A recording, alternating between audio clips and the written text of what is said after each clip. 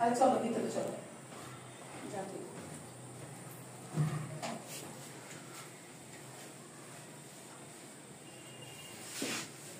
হঠাৎ কিছু বললাম না, হঠাৎ করে ছুটি পেয়ে গেলাম 1 মাসের, তো মনে করলাম দেশ থেকে একটু ঘুরে আসি। যাই হোক, তুমি এসছো, আমার খুব ভালো লাগছে। তো শরীফের কি হয়েছে, হঠাৎ করে চলে যাচ্ছে কেন? আর বলো না, একটু ঝাড়ি টাড়ি দিছি তো এই জন্য রাগ হয়েছে। ও তো অনেকদিন ধরে আমাদের বাড়িতে থাকে।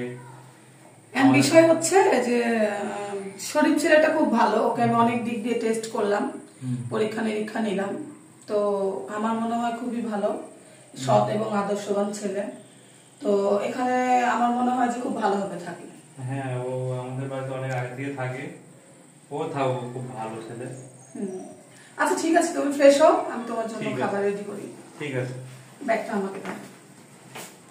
ঠিক আছে।